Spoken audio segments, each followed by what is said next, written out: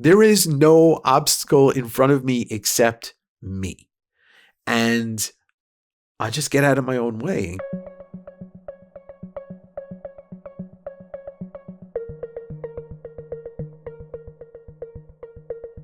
Welcome back to Direct Edition, a podcast about nothing and everything. I am your host, Dave, and here we are, episode 80.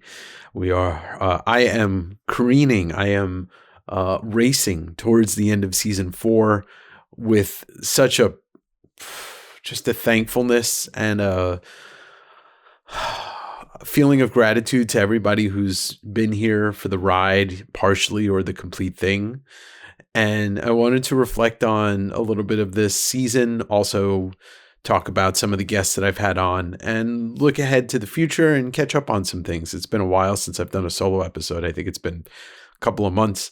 And today I locked in, as the kids say, the season 5 premiere interview with Jeff Darrow. If you don't know Jeff, you're going to get to know him real well.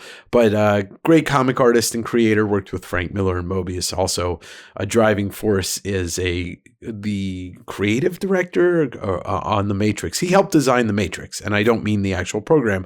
I mean the movies, the look of the movies with the Wachowskis. So that's something to look forward to in December. And I have one more interview to share with you. It hasn't been recorded yet, so fingers crossed that nothing in the schedule changes. But man, so thankful to everybody who's been a part of this, whether listening to it, being a guest on it, or my producers, because I've gone through a couple. And in the thumbnail, you saw that I'm going to share some things that I've learned in 2 years of podcasting. For anybody who's thinking about getting into it, or anybody who just wants to kind of know what it's like to be the all-around creator of a podcast. I do this all myself. I record everything myself. I set up the interviews myself. I had to learn how to do the lighting and set all this stuff up. And it was a learning experience, and it's still a learning experience. I never want to stop learning. But it has been with the help of producers that I have hired, friends that I've hired. They're more than just their role. They are friends of mine. And, Joe was great, but he chose a different career path, which, I couldn't blame him. And then Dan, who really helped out, but he also was great at what he does, but our schedules didn't really work too well together, which is fine because that's just part of life. And now Phil is an old friend, oldest friend out of the three of them, and known Phil for over a decade. And I think I finally found my person to help with this podcast and help take it to the next level. But that's probably thing one I want to talk about is finding the person to help you bring the podcast to the next level. Like I know nobody that really, on a personal level, that's really podcasted for a while and done a show like this and gotten to a level where, they're on that next level, which is where I'm trying to get. But you can't do it all by yourself. It becomes an insurmountable task unless the only thing you do for X amount of hours a week, you don't work, you don't do anything else, is podcast. Then you might be able to do a lot of these things by yourself. You might be able to record something that's more of a narrative feel or a storytelling feel, where this one serves as an interview podcast, as well as getting to hear my side of things, my life, the things that are going on, the stories that I want to tell, the experiences that I've had. I don't think I'm special for any reason. I just I like to talk, and I like to share the experiences and the things I've done in my life. I do feel that personally, for me, I've lived multiple lives, and I don't mean like I was Joan of Arc and that I was Jesus Christ. No, there's a lot of points in my life where there was a lot going on, and then I changed and I shifted to this, that, and the other thing. But finding yourself a producer or somebody to edit, somebody to help you come up with ideas, somebody to bounce creative things off of them and vice versa, that's a huge part of this. I think that's maybe after you figured out what you want to do, what kind of podcast you want to record, and what kind of, for lack of a better term, content you want to put out there, I think it's good to find somebody who's focused, who is determined, who is a hard worker, and somebody that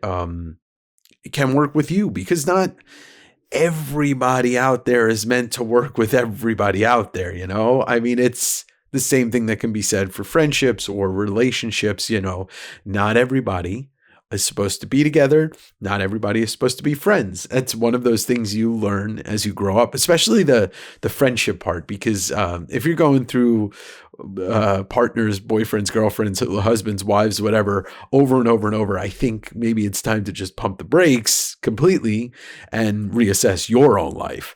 But with friendships or partnerships or creative partnerships, you really need to know who you're dealing with before you start dealing with them. And Phil, I can talk about somewhat candidly because we've known each other for a long time.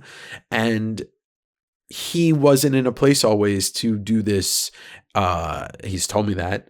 And I feel like we're both in a great place right now where we're able to communicate well and honestly, which is a huge part of working with somebody. I don't know what it seemed, and that's my problem. I had a very hard time finding a producer, somebody who could do this full time. And it was really tough. I obviously did not find somebody that does this and this is their only job, which I want to give a shout out to Jazzy Jamie Wood.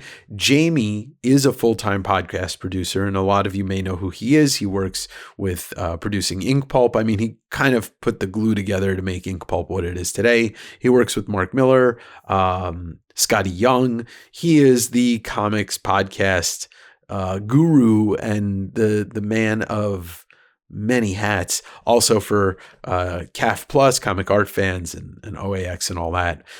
Jamie, and I am happy for him. I am so happy for him because he's so good at what he does. But I made the big mistake of, well, maybe not a mistake, but I wasn't able to justifiably to myself afford him when he did have availability as a producer.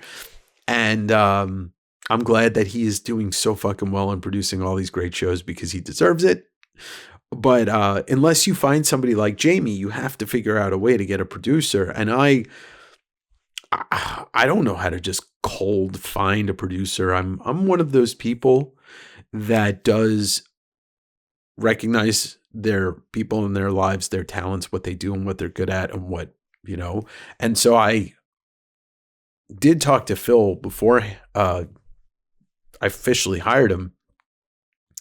And I really wanted him because he used to produce this podcast and he's good at what he does. He was one of the two friends that I looked to when I started West Coast Davengers that helped me kind of understand the editing style, kind of understand like YouTube videos and stuff like that. Because before I did this or West Coast Davengers, I really didn't watch much YouTube outside of Cartoonist Kayfabe. That was really the beginning of me watching a regular YouTube show. And anybody who's friends with me for more than maybe 5 or 6 years, when they suggest a podcast to me, I'm like, I don't listen to podcasts. I don't enjoy them. And it was the post office job that really turned me into a podcast listener because I was always walking. And so I always wanted to listen to something. And sometimes I didn't want to listen to music.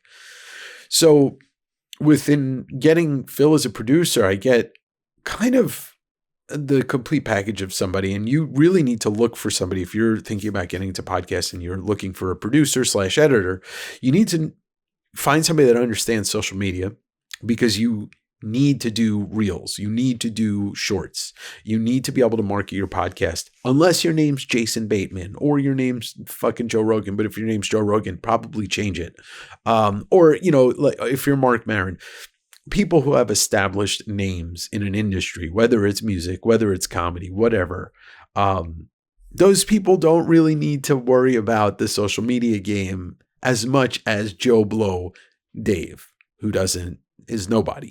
if you are thinking about starting a podcast and you already have an established audience somewhere else, like I did with West Coast Davengers, you have to tap them. You have to ask them to be a part of this community. You have to ask for their support, and you got to hope that you get some people in there who believe in you.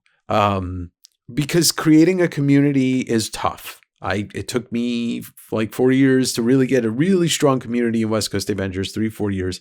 And it's the backbone of everything you do. And I would be nowhere without them. My personality goes a long way, but it only goes a long way if people are interested in joining. Otherwise, I'm just speaking into the void of nothingness. And I think I needed to believe in myself. And that's another big thing, is believing in yourself before you think or even expect or ever accept that people are believing in you. I think that's the cornerstone to any strong quality of life in building up your, and I don't mean this in the negative sense, but building up your ego, building up the way you present yourself, is believing in yourself first. And then people will believe in you and people will come along for the ride people will come along for the ride no matter what. A sad thing is that they'll come along for the ride if you're a more negative person. It's just the way of the fucking world, unfortunately. But so yes, finding somebody who can edit, produce, do social media for you, or at least create the stuff for you, because I mean, look, there are people out there that can do it all, but I have not really met too many people that are so good at, selling themselves personality wise and talking and all that. And also being completely, super social media savvy, editing savvy, like all of those things. I wish I was all of those things. I wish I understood what the 25-year-olds wanted to see as well as the people my age wanted to see. But I only think in a 45-year-old's brain, soon to be 46. But the goofiness is my universal language, my humor. That is also a big plus. Unless you're doing a real serious thing, like leaning in with humor is always going to help in every way, shape, or form. I try not to lean into the offensive humor. That is definitely something that I've grown away from. I mean, yeah, sure, people are going to be offended, whatever, but I'm never going to purposefully go after people unless they're bootlicking MAGA ICE cucks. But that's besides the point. So yes, finding somebody you can work with, somebody that can help you, somebody that you also can, make sure that you can afford to pay them. That's a big part. I mean, don't really make it a secret about this podcast being a zero. I earn $0 from this podcast. For now, what I do earn money from is the sales of the comics on the other channel. And, want to say thank you also to any and all of my Patreon subscribers. You are helping me just, with paying the bills that I have for creating this podcast, time and the money that I'm paying Phil. So remember, you don't have to pump a ton of money into a podcast, but you definitely need, just like anything in this world, you do need to spend money to have it. That's just how it is. And if you want to consider it a business at some point, you got to spend money to make money.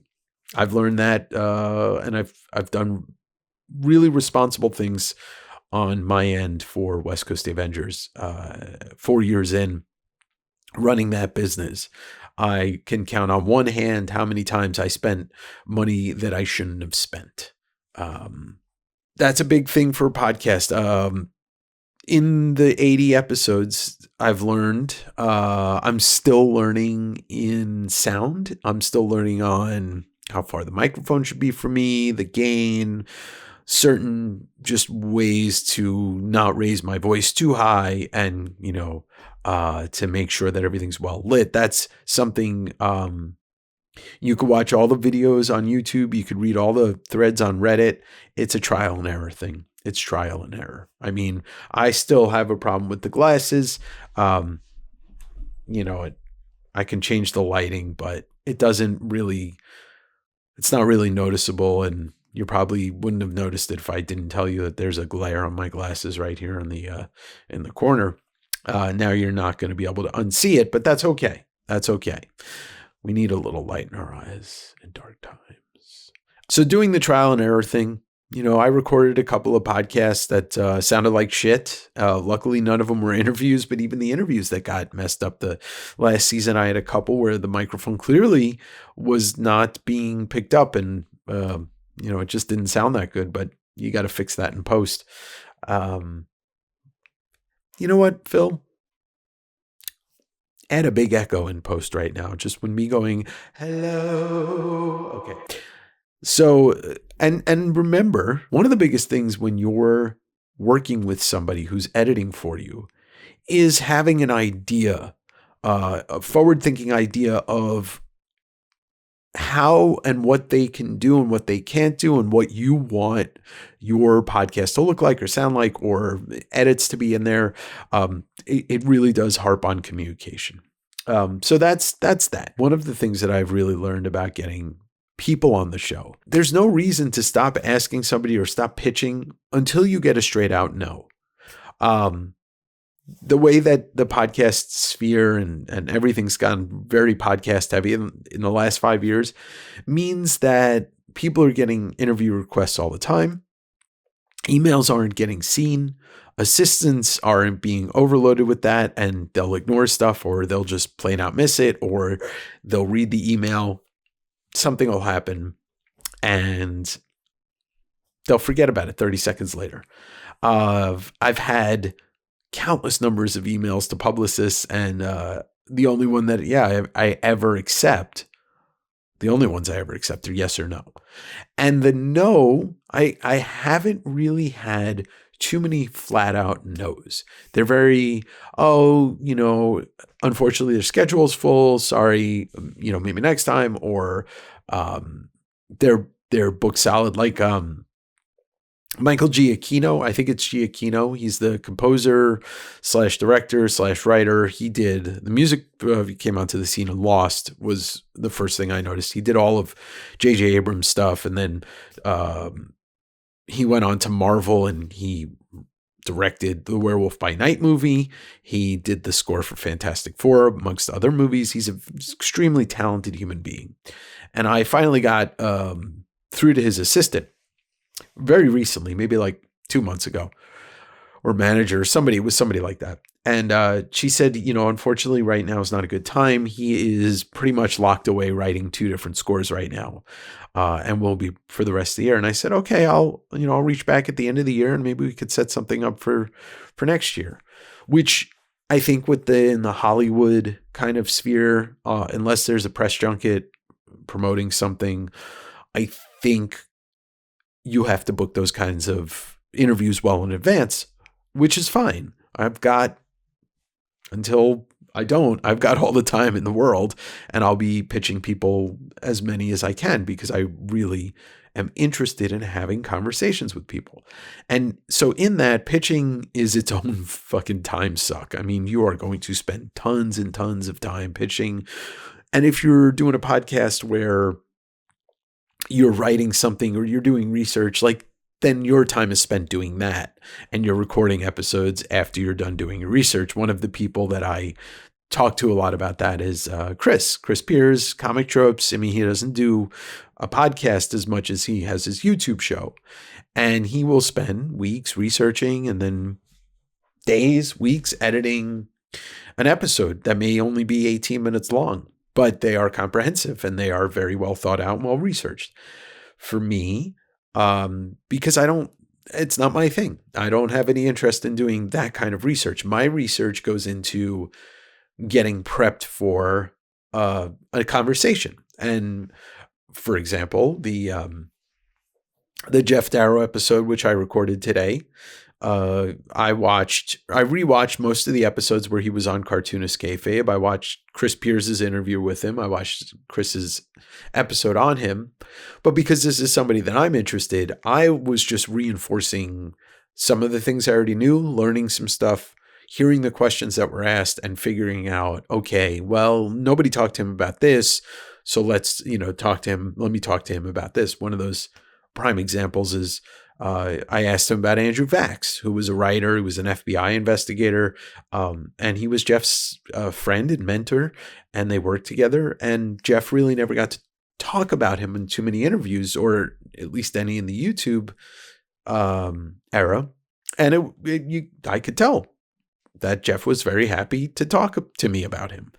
And so that's what I want to do. I want to give people the chance to hear stuff they may not have heard. Maybe they'll hear some of the greatest hits, the stuff that they do know, but everybody's not okay. There's always somebody who's listening to an interview and hearing about this person for the first time. So with a guy like Jeff Darrow, people are going to get to hear how he met Mobius and how he met Atomo and those kind of stories, which he's told before, but it's going to be new to you.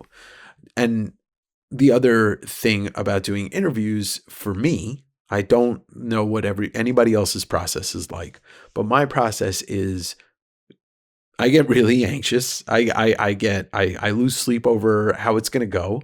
I play it over in my head 10, 15 times before it happens. And then as soon as I hit the record button, all of that goes away.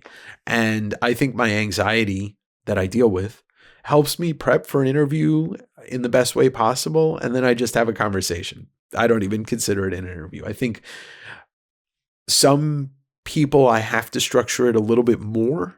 And some people, it's just a conversation. I think Tyler Main, I feel like I had to structure that a little more, but I think after about 15 minutes, we both got really relaxed and just kind of talked it through. But, my third interview or whatever with Daniel Warren Johnson, at this point, it's just a conversation between two guys, two guys, and friendly, friends. Chip Zdarsky, I think by the next time I have him on the podcast, it's probably going to devolve into ridiculous madness on both parts.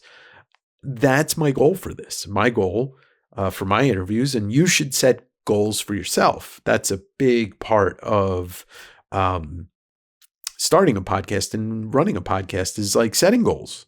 I mean, it's good for life in general, and I'm doing it a lot more than I used to because I'm starting to see this path.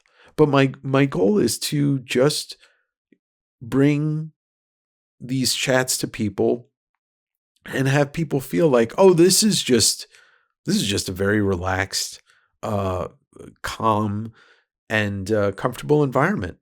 And I don't get to create that in the world. That is not something I could do. I wish I could. I wish I could bring even just 10,000 people together and feel like, wow, this is what life should be like, very relaxed and calm and community feel. But, maybe in 5 years, I'll have 10,000 people that actively listen to all this stuff. I don't know. I'm rambling a bit, but, I think if you're listening to me and you have an interest in what I do, or you want to do the same thing, I think these are things that I don't actively think about every day, but sitting down and focusing and staring into this camera with this microphone, it's coming to me a little bit more. I don't know if this is for everybody. What I'm about to say about if you're having an interview focused podcast, or it's something that you want to incorporate into a show or whatever. I don't really have any interest in just talking to anybody because I could.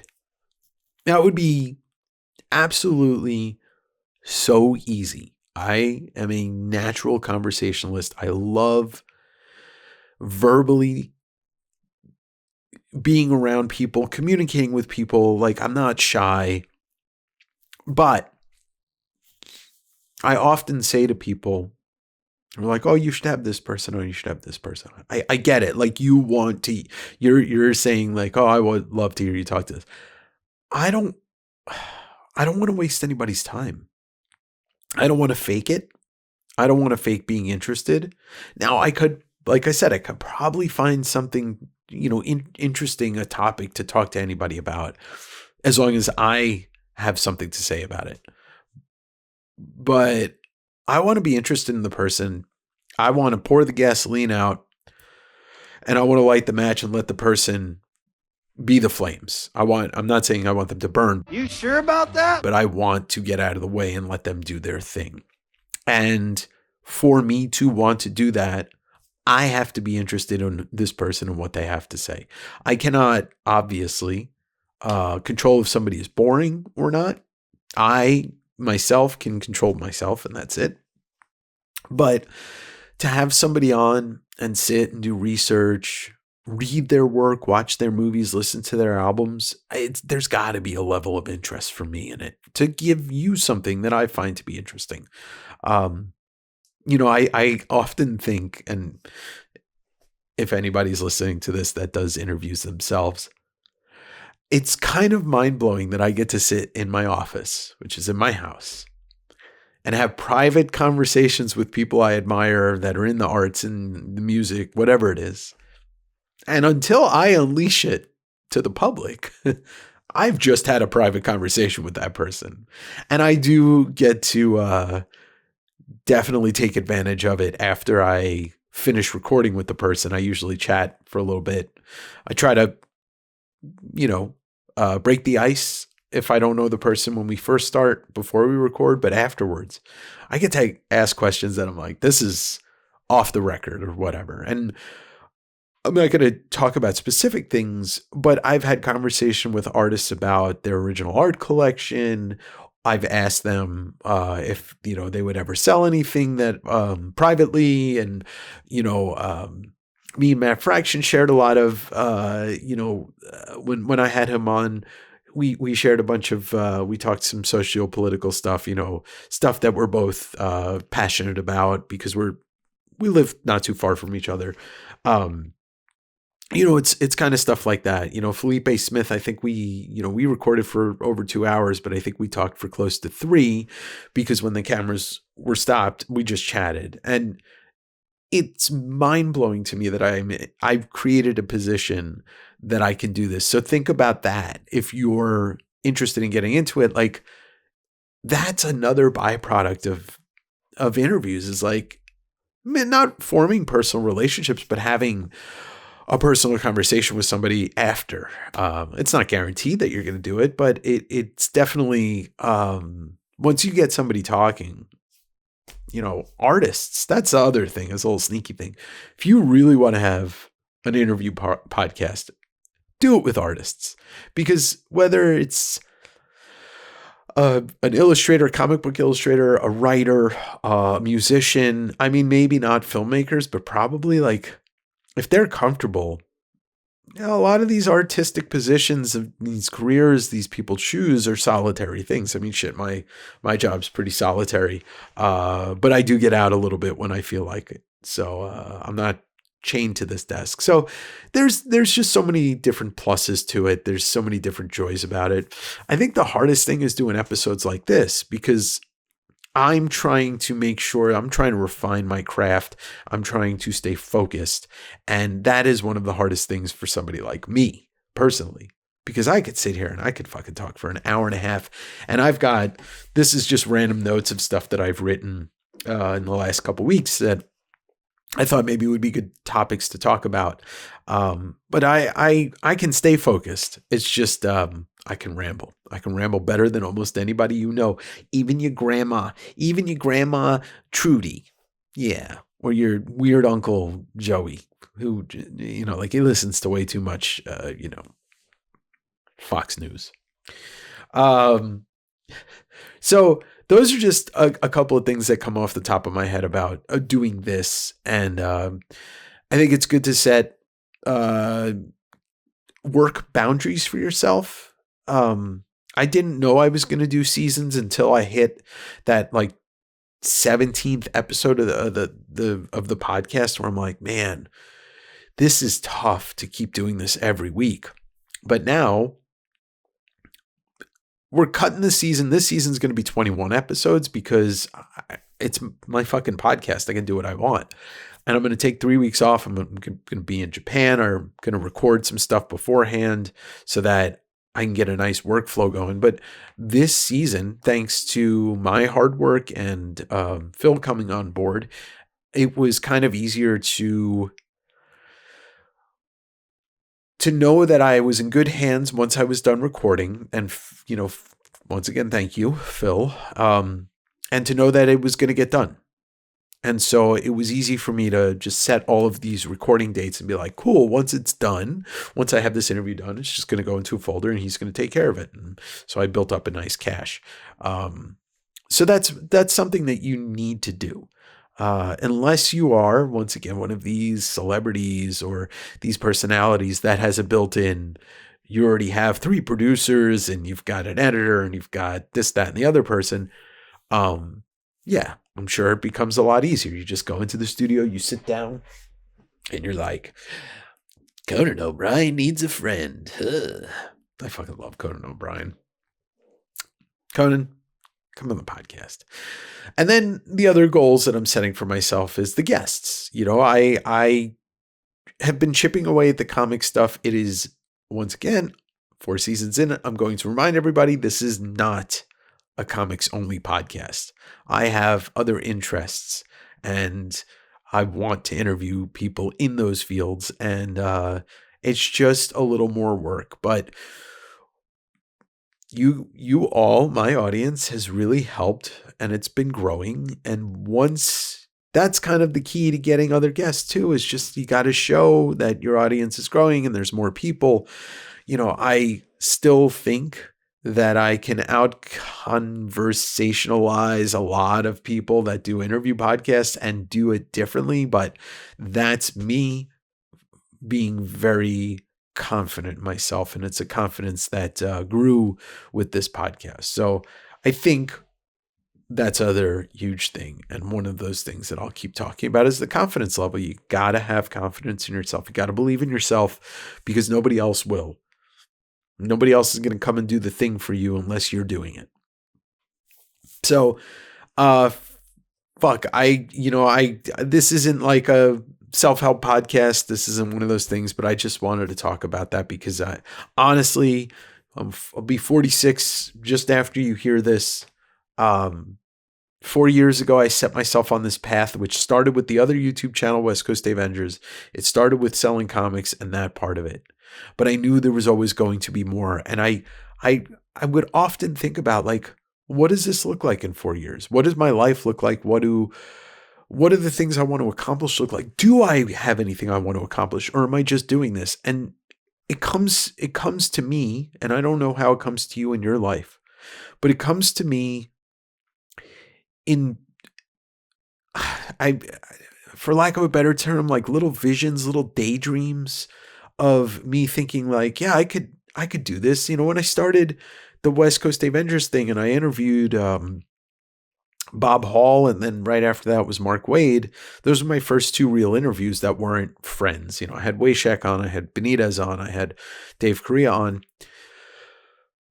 But I would daydream about getting this person on, that person on. And, then I got Todd McFarlane on, and it was like, whoa, I fucking did that. I did that. And I started to see like a little bit into the future of what I wanted. And you really need to envision where you want to be before you can get there. You're going to end up having bad days. You're going to end up waking up one morning and you're going to look at your newest video, or you're going to look at your growth in the last 28 days and it's going to feel like shit. You're going to be like, wow, I shouldn't be doing this. Like, this is a waste of time. Nobody cares. I often, even just this weekend, I was like, nobody gives a shit about the other channel. Nobody gives a shit about this podcast. I have those thoughts. I let them creep in. I shake it off. And I realize that there is no obstacle in front of me except me.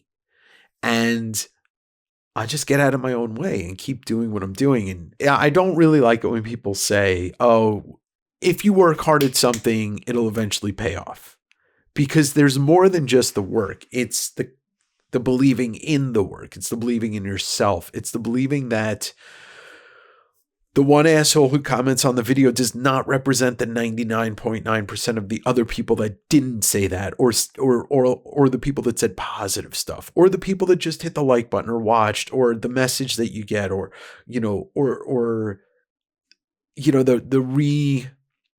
the sharing of the podcast when the guest shares. Like, I think one of the hardest things, and I should loop this into what I was talking about before, that confidence also comes with, you really need to stand up and tell the people that you're having on the show, like, hey, if you don't mind just sharing this, like, it really helps. Like, explain to them how much it helps when they share. Because I'm going to go over two separate episodes this season. I'm going to use these two as examples. You can have you can make sure that you're getting guests that are concurrent with the industry that you want to, you're talking about. So in comics, I knew that if I was able to get Matt Fraction on when his first issue of Batman came out, that it would be pretty big for the podcast. He is somebody that I've read his books on and off for years, Sex Criminals with Chip Zdarsky, very vocal about, that's one of my favorite comic books of all time. And so after the second interview with Chip, I asked Chip, I was like, hey, can you connect me with Matt? I'd love to try and get him on the podcast before, or when Batman 1 comes out. And he's like, sure, I'll ping him and see what he says. And sure enough, he connected me. Obviously, the interview went well. It was my first time talking to Matt, but the one thing I had that I wasn't aware of at the time, but I realized shortly after, I was the only interview that he had done for Batman. And I knew it after we recorded. I was like, oh shit, there's nothing else out there except for some stuff he did in July, way before the book came out. And so I needed to make sure the thumbnail was good. I needed to make sure that everything on it, title, all of the presentation for it was top notch. And that podcast, that episode just fucking skyrocketed this community and, subscribers and all that stuff to a new level. I mean, at this time of recording, I think it's got 9,000 views on YouTube and, it's got a couple of hundred on Spotify. It's the biggest one I've done to date, by numbers and audience. But Matt's not on social media. So Matt doesn't share it because he doesn't have anywhere to share it on. He's not on social media. If he had shared that on social media, if he had social media, probably would have had 25, 30, 40,000. But I did some on the ground guerrilla work on that. I posted on Reddit. I posted it here and there. Like, I know there are certain episodes that I can slide in to certain places to get looks. So that's just doing everything right and hitting at the right time. Because I posted the Kirkman and Finch, the interview was done a couple months before Skinbreaker came out. It did well, but if I had posted it the week that Skinbreaker, the first issue of Skinbreaker came out, it would have done gangbusters. But you got to play certain rules when you're dealing with publicity people, and it's fine. Shannon really is awesome. She works for Skybound and she's hooked me up with a bunch of interviews. So no worries there. But this past week, the Jim Woodring interview, Jim has not shared it on Facebook or Instagram, but I did email it to Tucker, who does publicity for Fantagraphics, because I wanted him to hear it. Me and him have been communicating for a couple weeks about something else. He shared it on Fantagraphics social media.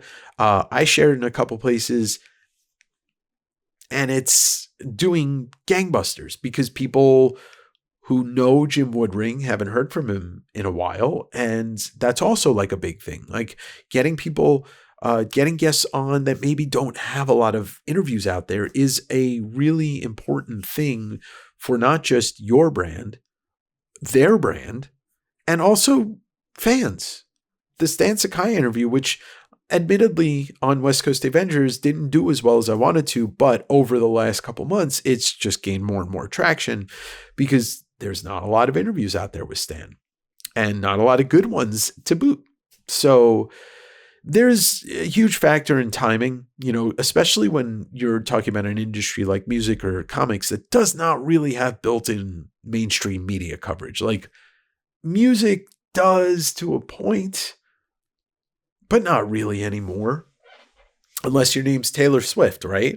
But, I don't know if I'll ever get her on, but I really would love to have Hayley Williams on because her newest album, Ego Death at a Bachelorette Party, was fantastic. And I didn't really have much experience with her music, not a huge Paramore fan, but you could see over the last month how much traction she's gained. Her name is out there in places that probably wasn't, because the album's just so fantastic. Like, it's getting different media coverage. She was on Fallon with that performance, A True Believer, and it was just absolutely fantastic. But it's a lot about timing. So that's another add-on to kind of a good suggestion to what makes for good ideas for a podcast and how you can definitely help yourself. But you have to start off small. You can't just expect to get, I definitely am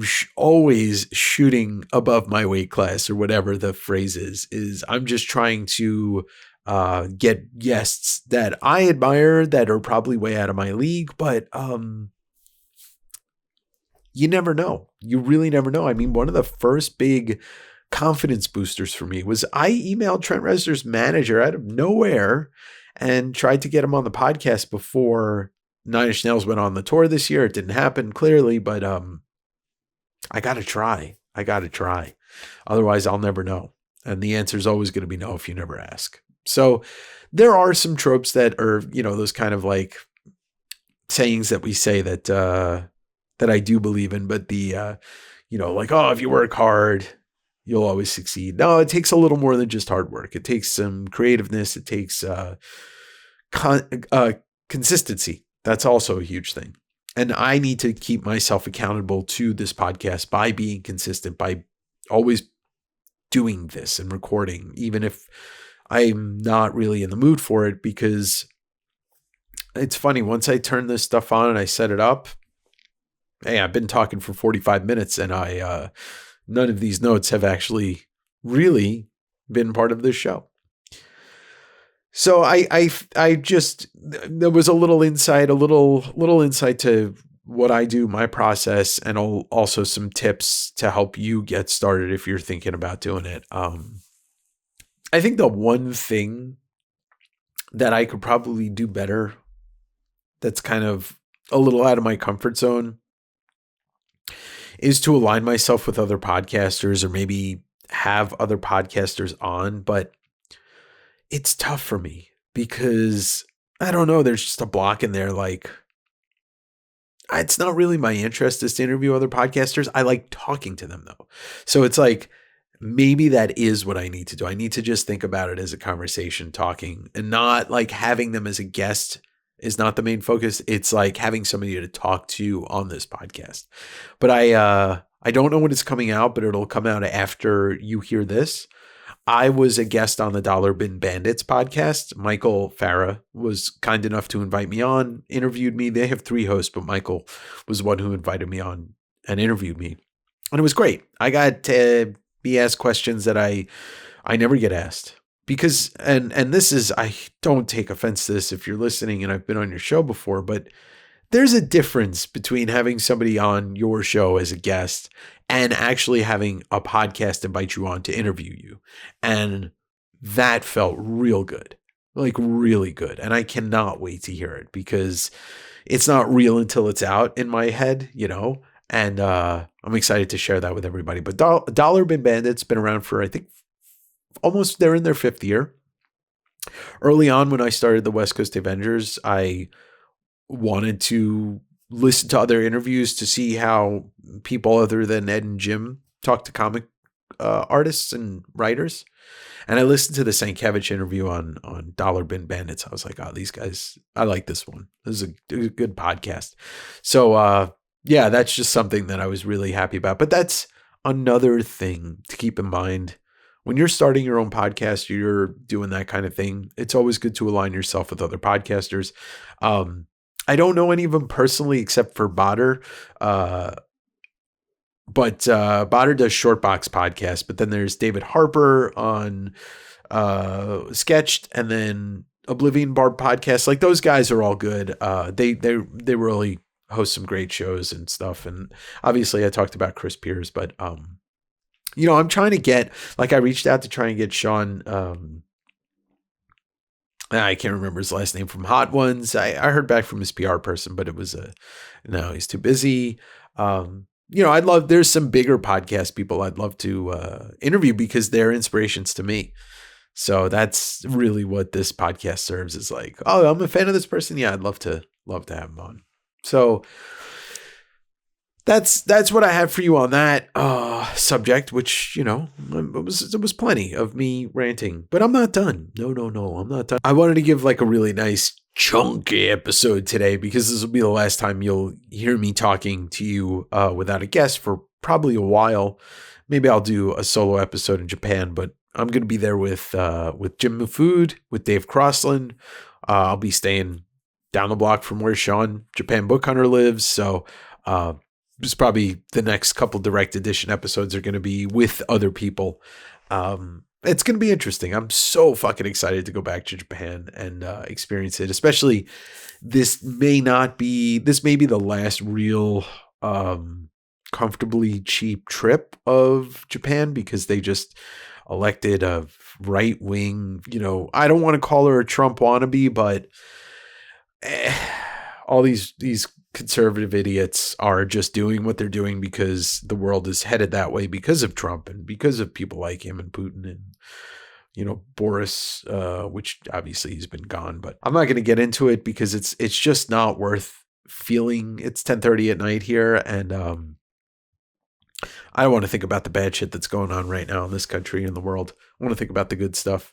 It's been a fantastic year of having great guests on. And if you're, for some reason, you haven't listened to the back catalog, or, you only joined for the last couple episodes, I'm going to shout out all the people that were on the podcast this season and thank them, starting with Jim Woodring. It was a great, awesome time talking to him. Stan Sakai, who I did that big interview with. Most of it's on West Coast Davengers, and then the back end of it, the last half hour's on here. Matt Fraction, fantastic to talk to him, and it's amazing. I will say this: it is amazing to see the few bootlickers who, of course, voiced their opinions about Batman issue 2, because Batman addresses police brutality and police murders of people. Criminals or whatever they want to pretend that they were, and a bunch of people, bootlickers that were like, I hated the second issue because me. And then in that, I'll also mention a big thank you to Daniel Warren Johnson. And after his interview, which went over great, his Kickstarter went great, and I'll have Dan back on the program again. But he recently, during New York Comic Con, posted he does these art pieces that they sell at the Felix comic booth, the art booth. And it was Absolute Batman choking out giving a chokehold headlock to an ICE agent. And 90%, 95, 99% of us who are fans of Dan also understand the kind of person he is. We've read his stories. We understand the compassion and the empathy that this man has. But that little sect of bootlicking, MAGA, Blue Lives Matter thing, people chimed in now Batman's killing ICE. First of all, Batman doesn't kill. We all know that, unless you're Zack Snyder, and that's it, or you're Frank Miller in Dark Knight, Returns, which is an alternate take on Batman. But it was a chokehold. Dan's a wrestling fan. He did a book called Do a Powerbomb. And Dan's also a family man. And Dan spoke about it on his live show that he's tired of seeing ICE agents at his daughter's school, lurking around the school and stuff like that. It's this is really happening. And so he decided to just do a great art piece, to just voice himself and voice how he feels through the life that he lives, the career that he chooses, through his artistic voice. And that's why I love him, because he is doing that. And I absolutely think that's fantastic. But getting back to I got like one or two comments that were like kind of nasty on the stuff that I had shared on social media previous to that. Somebody found the reels from the episode he was on a couple months before this even happened, and put some bullshit in there, which I can't remember what it was. I just kind of laughed at them, and then I blocked them and blocked the comment or whatever, because like it's my space anyway. Fuck you. You want to come into my house and say some insulting shit? No. You can go fucking form your own channel and do that. But all props to DWJ for that. So big thanks to Dan for coming on the podcast, for being a good dude. Kelly Jones, another one, just so delighted to talk to him. That was such a fun one. And to pair that up with the interview with him and Matt Wagner on the other channel, that was great. Felipe Smith, love that dude. So friendly. Somebody I will happily have back on the podcast, and his podcast is great. Cringe Musume with DJ Five Duck. Maybe I'll have them both on. Maybe I'll interview them while I'm in Japan. We'll see. I'd love to go to Japan when they're there, because they would be killer people to hang out with. Stand Up Dan Schlissel of Stand Up Records.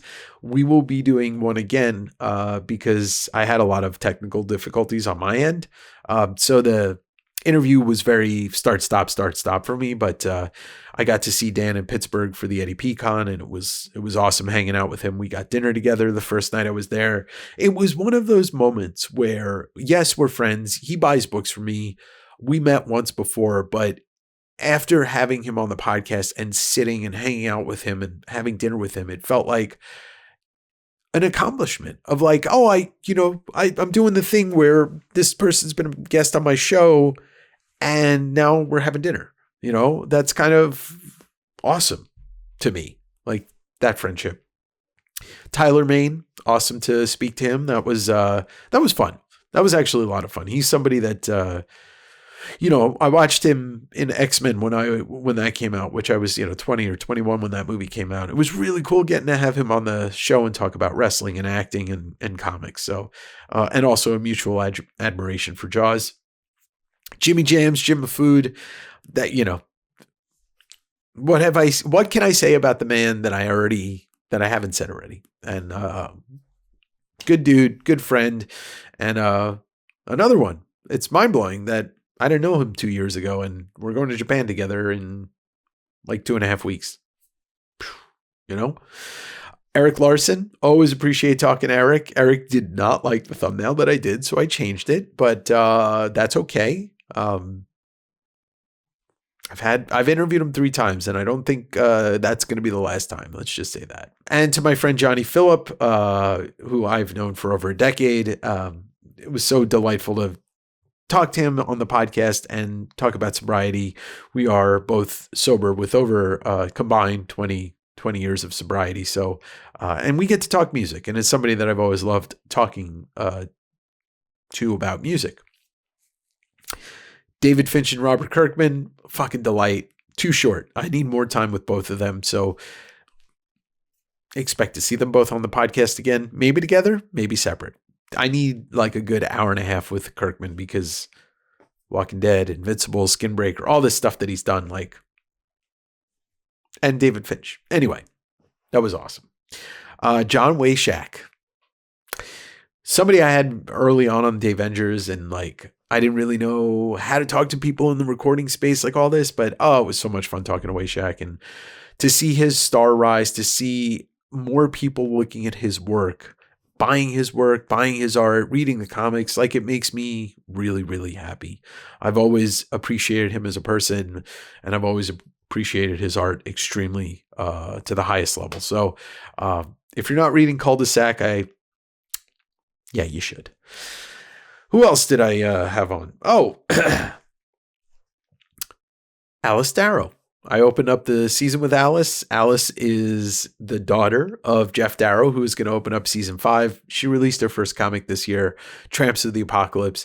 I'd be lying if I didn't say I was really excited for that one, because we had chatted for almost a year before that. And just somebody that I became friendly with, talking to on Instagram, because that art piece that I got of hers, And I gave her the art piece back and we started talking about comics. And, she's a like-minded person, very much.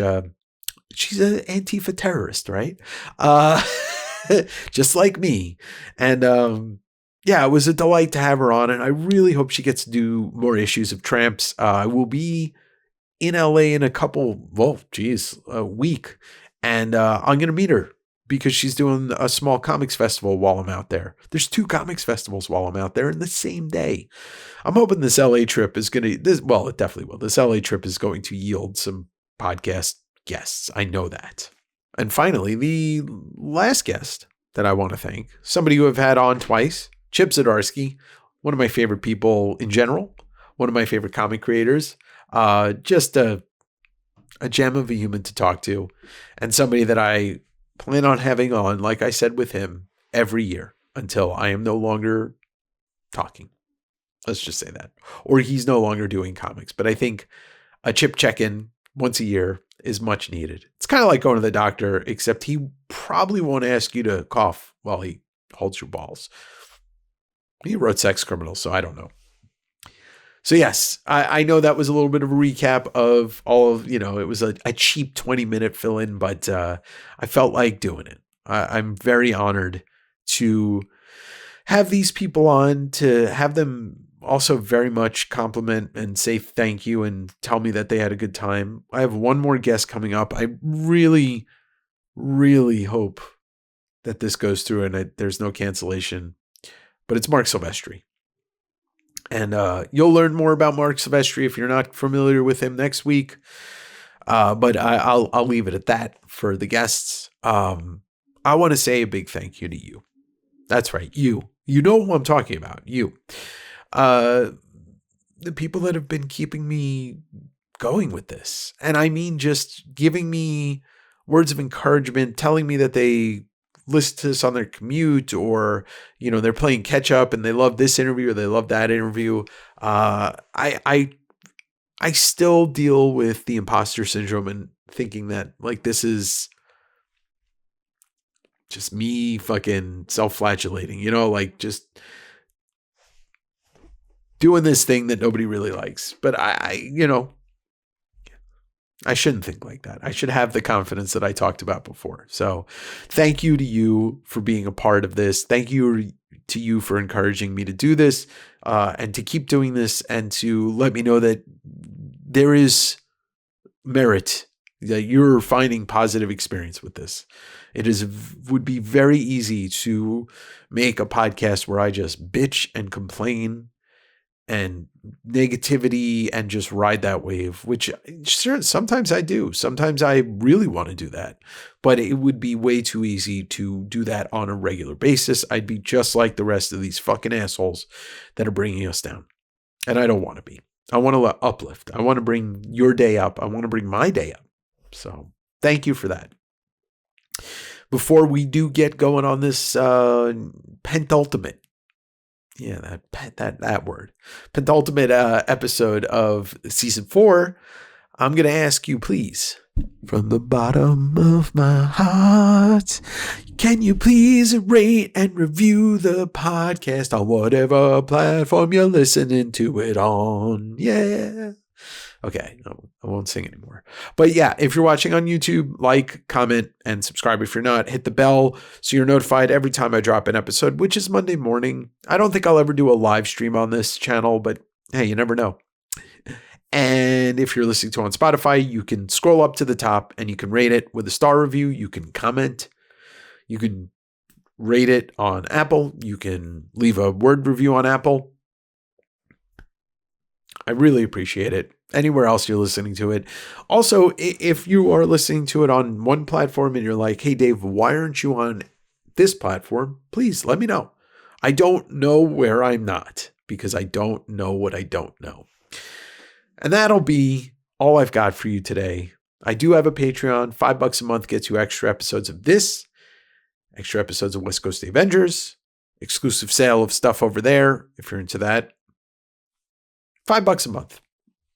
Come on, join. We got like 65 members or something like that, which is insane. It's been going on like 2 months. I know people have been doing it over a year. They don't have 50 Patreon subscribers. I guess you like me. Anyway, thank you so much. I hope you have a great week. I'll see you next week on Direct Edition. I'm Dave, and I'm out. Hello, friends. It's your pal Dave, and I want to introduce to you my brand new Patreon, West Coast Davengers and Direct Edition, all under one umbrella. You can now support me by joining the Patreon for $5 a month, and what you're going to get is me wearing this shirt and nothing else. I'm just kidding. You're going to get at least one bonus episode of West Coast Davengers and one bonus episode of Direct Edition per month. As well, I'm going to let you vote on the content of another West Coast Davengers video where I flip through a rare book or a rare magazine or something that you've never seen before, and you get to participate in what book it is. As well, every 2 months, I'm going to do a private sale right here, Patreon exclusive, and you're going to have first access to buying it well before it goes live on West Coast Wednesday, my comic book claim sale. So that's a little exclusivity for you. So plop down $5 a month. It's not that much to ask, is it? I'm waiting. No, it's not. For $5 a month, you can help support and grow this community while we do some great things together. West Coast Davengers and Direct Edition. Fucking hell, let me do that one more part over again. Yeah, that's right.